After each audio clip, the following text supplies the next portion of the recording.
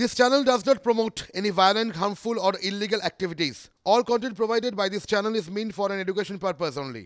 তসলিমা নাসরিনের নির্বাচিত কলাম পড়েছেন, সেখানে লেখা আছে ঢাকার মহিলা শিক্ষা প্রতিষ্ঠানের বাইরে একটা বোর্ড ঝুলতো, বখাটেদের দূরে রাখতে পুলিশের সাহায্য নিন। আর সেই বোর্ডেই হেলান দিয়ে দাঁড়িয়ে বখাটেরা সিগারেট টানতো। একবার নাকি পুলিশের হাত থেকে বাঁচতে ঢাকার ওই মহিলা শিক্ষার্থীদের বখাটেদের সাহায্য নিতে হয়েছিল। আচ্ছা, আমরা কি নিঃশব্দে শেষ হওয়ার পথে এগিয়ে চলেছি?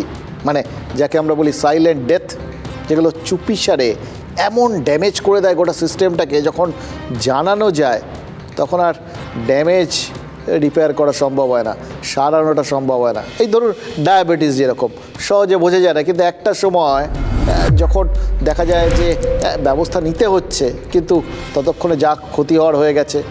যদি সময় মতো ব্যবস্থা না নেওয়া হয় তাহলে কিন্তু একে একে নিঃশব্দে ডায়াবেটিস এই শরীরের বিভিন্ন অঙ্গ প্রত্যঙ্গগুলোকে ড্যামেজ করে দেয়। যত দেরিতে বোঝা যাবে, যত নেগলেক্ট করা হবে, তত সারানো বা গোটা ব্যাপারটাকে প্রতিরোধ করাটা অসম্ভব হয়ে পড়বে।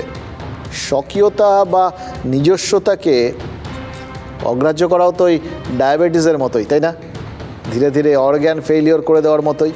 এই সদ্য মাতৃভাষা দিবস গেল, তো তারপর ওই তসলিমা নাসরিনের কথা বললাম, ওখানে তো মাতৃভাষা দিবস, ভাষা দিবস 21শে ফেব্রুয়ারি নিয়ে তো মারাত্মক কাণ্ড কারখানা হয়। মানুষজন আবেগে ভাসেন অনেক বেশি, এটা স্বীকার করে নেওয়াই ভালো।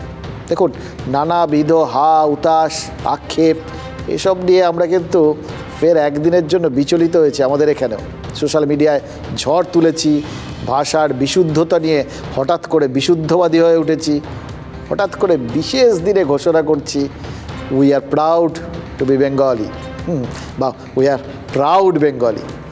কিন্তু বেসিক জায়গাটা সেটাই ঢোকার চেষ্টা করেছি। একটা দুটো দিনের বিষয় না এটা, এটা কিন্তু বছরের পর বছর ধরে সাইলেন্ট কিলার হয়ে সেই ডায়াবেটিসের মতোই আমাদের শরীরের বিভিন্ন যে অঙ্গ প্রত্যঙ্গ সেগুলোকে অকেজো করে দিচ্ছে। আমরা যেভাবে আমাদের নিজেদের স্বকীয়তা, নিজেদের সংস্কৃতি, নিজেদের ভাষাকে অবজ্ঞা করছি, আমরা কি ভেবে দেখেছি? আমরা বাংলার সাথে এই যে হিন্দি মেশাই, ইংরেজি মেশাই, কেন মেশাই?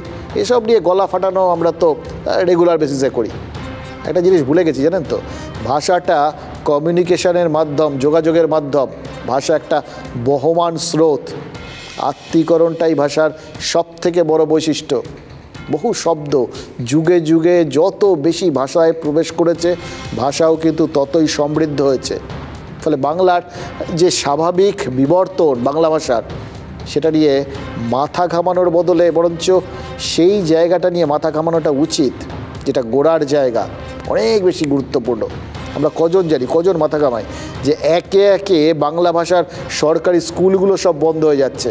বাংলা ভাষা তো আমরা, মানে আমাদের বাড়ির ছোটরা সবাই শিখে যাবে, কারণ আফটার অল আমরা বাঙালি, আমরা বাংলা ভাষায় কথা বলি, প্রয়োজন অন্য ভাষাও শিখব।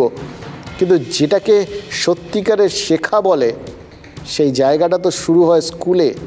শুধু ভাষার সাথে তো বাংলা ভিত্তি, সেই স্কুলই যদি না থাকে তাহলে ভিতটা তৈরি বা হবে কোথা থেকে বলুন তো? ভেবে দেখেছি কখনো আমরা?